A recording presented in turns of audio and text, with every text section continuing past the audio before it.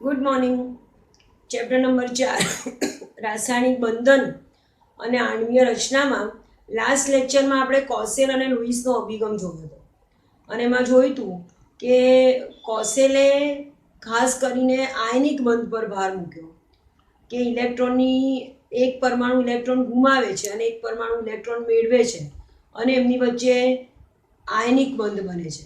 જ્યારે લુઈસે ખાસ કરીને લુઈસ બિંદુ નિરૂપણ દ્વારા કોઈ પણ અણુ કેવી રીતે સ્થાયી બને છે અથવા તો બે પરમાણુ જોડાઈને કેવી રીતે અણુની રચના થાય છે એ લુઈસ બિંદુ નિરૂપણ દ્વારા સમજાવવાનો પ્રયત્ન કર્યો. તો આજે આપણે લુઈસ બિંદુ નિરૂપણ કરતા શીખીએ છીએ. તો ધારો કે લુઈસ બિંદુ નિરૂપણ કરવામાં સૌથી પહેલા તમે ગણતરી કેવી રીતે કે લુઈસ સંજ્ઞા કેવી રીતે બતાવો છો. તો જે તે તત્વની સંજ્ઞાની આજુબાજુ એમાં સંયોજકતા કક્ષાના ઇલેક્ટ્રોન બિંદુ વડે ડોટ વડે દર્શાવવામાં આવે છે અને લુઈસ સંજ્ઞા કહેવાય. દાખલા તરીકે મારે હાઇડ્રોજનનું લુઈસ સંજ્ઞા લખવી છે તો મને ખબર છે કે હાઇડ્રોજનની ઇલેક્ટ્રોન રચના 1s1 છે એટલે એની બાહ્યતમ કક્ષામાં એક ઇલેક્ટ્રોન છે એટલે એક બિંદુ મૂક્યું. આ હાઇડ્રોજનની લુઈસ સંજ્ઞા કહેવાય. જો બેરેલિયમનું લુઈસ બિંદુ નિરૂપણ કરવું હોય તો બેરેલિયમનો પરમાણુ ક્રમાંક 4 છે એટલે એની ઇલેક્ટ્રોન રચના આપણને ખબર છે 1s2 2s2 એટલે બાહ્યતમ કક્ષા એની n બરાબર 2 કહેવાય. આ તો એની આંતરિક કક્ષા કહેવાય. બાહ્યતમ કક્ષામાં 2 ઇલેક્ટ્રોન છે તો બાહ્યતમ કક્ષાના 2 ઇલેક્ટ્રોન આવી રીતે બતાવે. લિથિયમનું લુઈસ બિંદુ નિરૂપણ કરવું છે તો લિથિયમની બાહ્યતમ કક્ષામાં 3 ઇલેક્ટ્રોન આવે. લિથિયમનો પરમાણુ ક્રમાંક 3 છે એટલે એની ઇલેક્ટ્રોન રચના આવે 1s2 2s1 તો n બરાબર 2 એની બાહ્યતમ કક્ષા કહેવાય. એમાં એક જ ઇલેક્ટ્રોન છે તો આ એક ઇલેક્ટ્રોન બતાવે. ધારો કે મારે નાઇટ્રોજનનું લુઈસ બિંદુ નિરૂપણ કરવું છે તો નાઇટ્રોજનની ઇલેક્ટ્રોન રચના લખવાની. પરમાણુ ક્રમાંક 7 સાથે એની ઇલેક્ટ્રોન રચના છે 1s2 2s2 અને 2p3 તો એની n બરાબર 2 એની બાહ્યતમ કક્ષા છે અને એમાં તો એની પાસે 5 ઇલેક્ટ્રોન છે એટલે 5 ઇલેક્ટ્રોન આવી રીતે ગોઠવવાના. પહેલો, બીજો, ત્રીજો, ચોથો અને પાંચમો ઇલેક્ટ્રોન. ધારો કે ઓક્સિજનનું લુઈસ બિંદુ નિરૂપણ કરવું છે તો એની બાહ્યતમ કક્ષામાં કેટલા ઇલેક્ટ્રોન છે શોધી કાઢો. તો એના પરમાણુ ક્રમાંક 8, ઇલેક્ટ્રોન રચના 1s2 2s2 2p4 અને બાહ્યતમ કક્ષામાં 6 ઇલેક્ટ્રોન છે તો ઓક્સિજનની સંજ્ઞા લખવાની 1 2 3 4 5 અને 6. તો આવી રીતે આપણે સૌથી પહેલા તો લુઈસ સંજ્ઞા લખી અને લુઈસ બિંદુ નિરૂપણ કોઈ જે તે પરમાણુ માટે કરીએ છીએ. પણ અણુ માટે લુઈસ બિંદુ નિરૂપણ કરવું છે મારે. અણુ અથવા તો સંયોજન અણુ હોય, આયન હોય કે કોઈ સંયોજન છે તો એના માટે લુઈસ બિંદુ નિરૂપણ કરવું છે. તો એના માટે તમે અમુક સ્ટેપને ફોલો કરો છો. સૌથી પહેલા તમે શું કરો છો કે જે તે પરમાણુને મધ્યસ્થ પરમાણુને વચ્ચે અને બાકીના પરમાણુને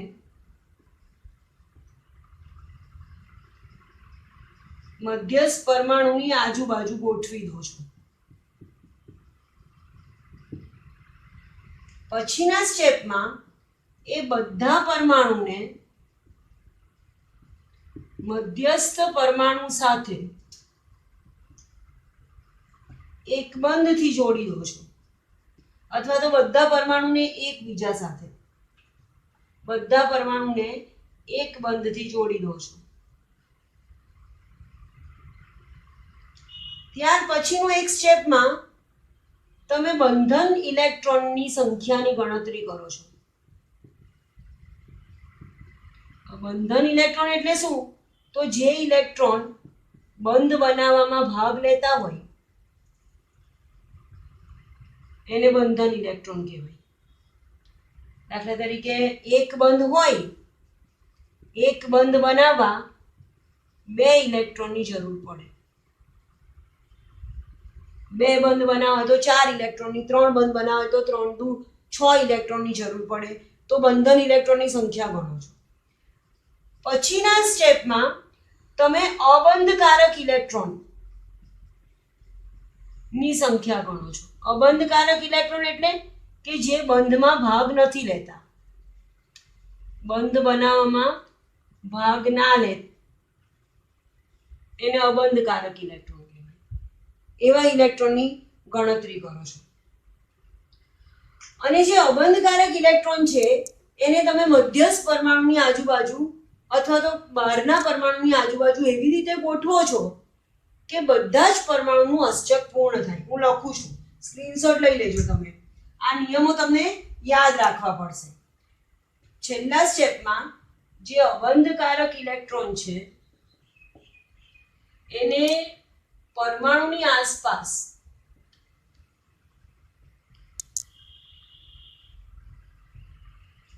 એવી રીતે ગોઠવવા કે જેથી બધા પરમાણુના અષ્ટક પૂર્ણ થાય. એ માટે એક બંધને બદલે દ્વિબંધ અથવા તો ત્રિબંધની રચના પણ થઈ શકે. આટલા સ્ટેપ્સ પ્રમાણે આપણે જોઈશું એટલે કોઈ પણ અણુનું લુઈસ બિંદુ નિરૂપણ કરી શકાય. ધારો કે મારે હાઇડ્રોજનથી શરૂઆત કરું છું. હાઇડ્રોજનનું લુઈસ બિંદુ નિરૂપણ કરવું છે. હવે હાઇડ્રોજન એ આવર્ત કોષ્ટકનું એવું તત્વ છે કે જે પહેલા આવર્તમાં છે. તમને ખબર છે પહેલા આવર્તમાં હાઇડ્રોજન અને હિલિયમ, પછી બીજા આવર્તમાં લિથિયમ, બેરિલિયમ અને બોરોનથી નિયોન આવી રીતે ચાલુ થાય. તો હાઇડ્રોજનમાં અષ્ટક પૂર્ણ થવું જરૂરી નથી, કારણ કે હાઇડ્રોજન હંમેશા હિલિયમ જેવી ઇલેક્ટ્રોન રચના પ્રાપ્ત કરવાનો પ્રયત્ન કરે સ્થાયી થવા માટે. અને હિલિયમની ઇલેક્ટ્રોનના 1s2 છે. એટલે હાઇડ્રોજનની બાહ્યતમ કક્ષામાં 2 ઇલેક્ટ્રોન હોય તો ચાલે, એ સ્થાયી કહેવાય. હવે હાઇડ્રોજનનું લુઈસ બિંદુ નિરૂપણ કરવું છે. એ તો તમને આવડે છે, છતાં પણ એક વખત રિવિઝન કરાવું છું. તો 2 હાઇડ્રોજનને હું પહેલા તો આવી રીતે ગોઠવી દઈશ. 2 પરમાણુ વચ્ચે સિંગલ બોન્ડ દોરી દઈશ. હવે હું શું કરું છું, મેં શું મુદ્દા કીધા કે પહેલા મુદ્દામાં હું કુલ સંયોજકતા ઇલેક્ટ્રોનની સંખ્યાની ગણતરી કરું છું. તો હાઇડ્રોજનની બાહ્યતમ કક્ષામાં 1 ઇલેક્ટ્રોન, 2 હાઇડ્રોજનની બાહ્યતમ કક્ષામાં કુલ 2 ઇલેક્ટ્રોન, એટલે સંયોજકતા ઇલેક્ટ્રોનની સંખ્યા અહીંયા 2 કહેવાય. બીજા સ્ટેપમાં હું બંધન ઇલેક્ટ્રોનની સંખ્યાની ગણતરી કરું છું. તો એક બંધ એટલે 2 ઇલેક્ટ્રોન, તો બંધન ઇલેક્ટ્રોન અહીંયા 2 છે. ત્રીજા સ્ટેપમાં હું અબંધકારક ઇલેક્ટ્રોનની ગણતરી કરું છું. તો કુલ ઇલેક્ટ્રોનમાંથી બંધન ઇલેક્ટ્રોન માઇનસ કરું છું, એટલે મને એવા ઇલેક્ટ્રોનની સંખ્યા મળે કે જેને બંધ બનાવવામાં ભાગ નથી લીધો, અબંધકારક. પણ અહીંયા તો એક પણ છે જ નહીં, એટલે એની ગોઠવણીનો સવાલ નથી આવતો. ચોથા સ્ટેપમાં હું જોઉં છું કે બધા પરમાણુનું અષ્ટક પૂર્ણ થયું. અહીંયા હાઇડ્રોજનની બાબતમાં મારે 2 જ ઇલેક્ટ્રોન જોઈએ છે. તો આ એક બંધ એટલે હાઇડ્રોજન પાસે પણ 2 ઇલેક્ટ્રોન છે અને આ હાઇડ્રોજન પાસે પણ 2 ઇલેક્ટ્રોન છે. એટલે આ હાઇડ્રોજનનું સ્થાયી લુઈસ બિંદુ નિરૂપણ કહેવાય. એને તમે આવી રીતે દોરો તો પણ ચાલે અને એને તમે આવી રીતે દોરો તો પણ ચાલે. 2 ઇલેક્ટ્રોન એટલે એક બંધ. ધારો કે મારે HCl નું લુઈસ બિંદુ નિરૂપણ કરવું છે. તો નિયમ પ્રમાણે હું H અને Cl ને ગોઠવી દઈશ. 2 જ પરમાણુ હોય તો મધ્યસ્થ પરમાણુ હોવાનો સવાલ નથી. મધ્યસ્થ પરમાણુ ક્યાં શોધવો પડે? જ્યાં 2 કરતા વધારે પરમાણુ હોય તો. અહીંયા તો 2 જ પરમાણુ છે. પછી હું બંનેને એક સિંગલ બોન્ડ તો કમ્પલસરી સિંગલ બોન્ડ થી જોડી દઈશ. હવે હું પહેલા કુલ સંયોજકતા ઇલેક્ટ્રોનની સંખ્યા શોધું છું. તો મારી પાસે એક હાઇડ્રોજન છે, એની ઇલેક્ટ્રોન રચના 1s1 છે, એટલે એની સંયોજકતા કક્ષામાં 1 ઇલેક્ટ્રોન છે, બાહ્યતમ કક્ષામાં 1 ઇલેક્ટ્રોન છે. બીજું મારી પાસે ક્લોરીન છે, એનો પરમાણુ ક્રમાંક 17 છે, એની ઇલેક્ટ્રોન રચના છે નિયોન 3s2 3p5. તો n બરાબર 3 એની સંયોજકતા કક્ષા છે અને ત્રીજી કક્ષામાં એની પાસે કુલ 7 ઇલેક્ટ્રોન છે. તો એના સંયોજકતા ઇલેક્ટ્રોન 7 થાય. તો કુલ સંયોજકતા ઇલેક્ટ્રોન કેટલા? એક હાઇડ્રોજનનો અને 7 ક્લોરીનના, એટલે 8 સંયોજકતા ઇલેક્ટ્રોન કહેવાય. બીજા સ્ટેપમાં હું બંધન ઇલેક્ટ્રોનની સંખ્યા શોધું છું. તો એક બંધ એટલે બે ઇલેક્ટ્રોન, અહીંયા મેં એક જ બંધ દોર્યો છે એટલે 1 × 2 એટલે બે બંધન ઇલેક્ટ્રોન થયા. ત્રીજા સ્ટેપમાં હું જેને બંધનમાં ભાગ નથી લીધો અબંધકારક ઇલેક્ટ્રોનની સંખ્યા શોધું છું. તો કુલ ઇલેક્ટ્રોનમાંથી બંધન ઇલેક્ટ્રોન માઇનસ કરવાના એટલે અબંધકારક ઇલેક્ટ્રોન મળે. ત્યાર પછીના સ્ટેપમાં હું જે અબંધકારક ઇલેક્ટ્રોન છે એને પરમાણુની આસપાસ એવી રીતે ગોઠવું છું કે જેથી બધામાં ઉમદા વાયુ જેવી રચના અથવા તો સ્થાયી અષ્ટક પૂર્ણ થાય. સિવાય કે હાઇડ્રોજનમાં અષ્ટકને બદલે બે જ ઇલેક્ટ્રોન થવા જોઈએ. તો મારી પાસે કેટલા ઇલેક્ટ્રોન બાકી રહ્યા? 6. 6 ને હું ગોઠવું છું 2, 4 અને 6. અને હવે જોઉં છું કે બંનેનું અષ્ટક પૂર્ણ થયું. તો ક્લોરીનમાં 2, 4, 6 અને 8 સાથે અષ્ટક પૂર્ણ થયું. આ એક બંધ એટલે બે ઇલેક્ટ્રોન કહેવાય. અને હાઇડ્રોજનમાં પણ બે જ ઇલેક્ટ્રોનની જરૂર છે અને એક બંધ એટલે બે ઇલેક્ટ્રોન. હાઇડ્રોજન પણ સ્થાયી છે અને ક્લોરીન પણ સ્થાયી છે. તો આ HCl નું સૌથી સ્થાયી લુઈસ બિંદુ નિરૂપણ કહેવાય. એવી રીતે મારે ધારો કે ઓક્સિજનનું લુઈસ બિંદુ નિરૂપણ કરવું છે. ઓક્સિજનનું લુઈસ બિંદુ નિરૂપણ કેવી રીતે કરીશ?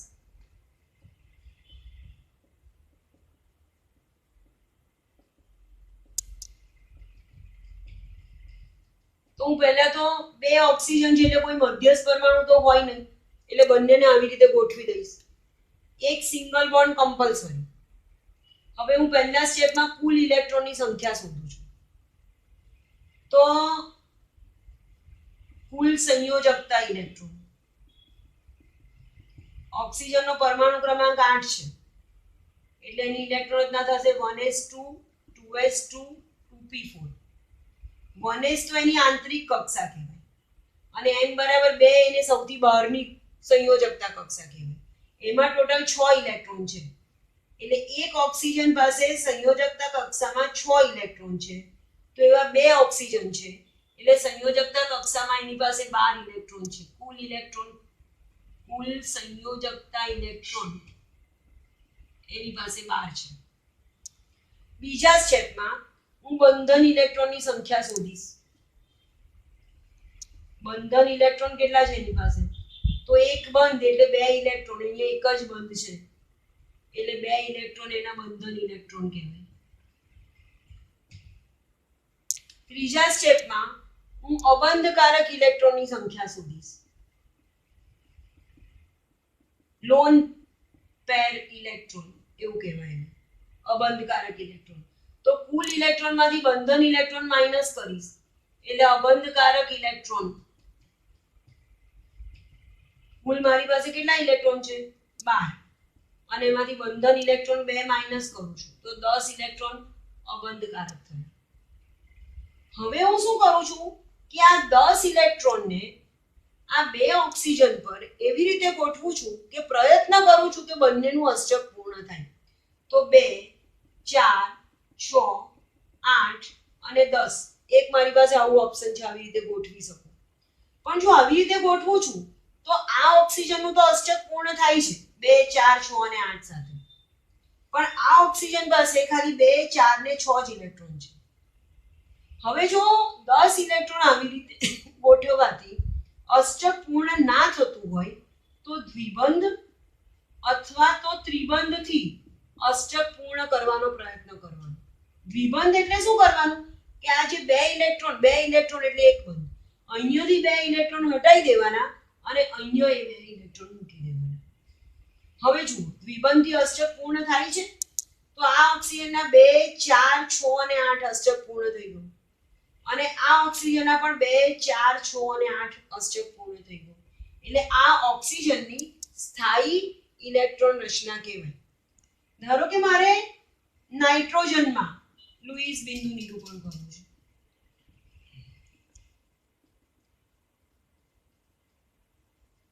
સ્ટેપ્સને ફોલો કરું છું. તો હું પહેલા 2 નાઇટ્રોજન આવી રીતે લખીશ. એક બંધ કમ્પલસરી. પહેલા કુલ ઇલેક્ટ્રોનની સંખ્યા શોધું છું. તો નાઇટ્રોજનનો પરમાણુ ક્રમાંક 7. ઇલેક્ટ્રોન રચના 1s2 2s2 2p3. એટલે બીજી કક્ષામાં એની પાસે એક નાઇટ્રોજન પાસે 5 ઇલેક્ટ્રોન. એવા 2 નાઇટ્રોજન છે એટલે એની પાસે કુલ ઇલેક્ટ્રોન 10 થયા.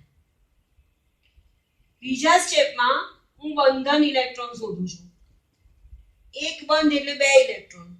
એટલે એક બંધ અને 2 ઇલેક્ટ્રોન એટલે 2 બંધન ઇલેક્ટ્રોન છે એની પાસે. ત્રીજા સ્ટેપમાં અબંધકારક ઇલેક્ટ્રોન શોધું છું. તો કુલ ઇલેક્ટ્રોનમાંથી બંધન ઇલેક્ટ્રોન માઈનસ કરીશ એટલે 8 અબંધકારક ઇલેક્ટ્રોન થયા. ચોથા સ્ટેપમાં હું એ અબંધકારક ઇલેક્ટ્રોનને એવી રીતે ગોઠવું છું કે બંને પરમાણુમાં અષ્ટક પૂર્ણ થાય. તો 2 4 6 અને 8. પણ દેખીતું જ આ નાઇટ્રોજનનું અષ્ટક પૂર્ણ થયું 2 4 6 અને 8 સાથે. પણ આ નાઇટ્રોજનમાં તો 4 જ ઇલેક્ટ્રોન છે. તો હવે દ્વિબંધ મૂકી દઉં છું. અહીંયાથી 2 ઇલેક્ટ્રોન કાઢીને અહીંયા મૂકી દઉં છું. તો આ નાઇટ્રોજનનું 2 4 6 અને 8 અષ્ટક પૂર્ણ થયું. પણ ફરીથી આ નાઇટ્રોજન પાસે તો 2 4 ને 6 જ રહ્યા. તો હજી એક ઇલેક્ટ્રોન યુગ્મ અહીંયાથી કાઢી અને અહીંયા ગોઠવી દઉં છું. તો જો આ નાઇટ્રોજન પાસે પણ 2 4 6 અને 8 અને આ નાઇટ્રોજન પાસે પણ 2 4 6 અને 8. તો નાઇટ્રોજન વચ્ચે ટ્રિપલ બોન્ડ ત્રિબંધની રચના એ એનું સૌથી સ્થાયી લુઈસ બિંદુ નિરૂપણ છે કે જેમાં બંને ભાગ લેતા પરમાણુનું કે ઘટક તત્વોનું અષ્ટક પૂર્ણ થાય છે. એ સિવાય બીજા બધા થોડા ઉદાહરણો છે કે જે આપણે લુઈસ બિંદુ નિરૂપણમાં જોવાના છે. એ આપણે નેક્સ્ટ લેક્ચરમાં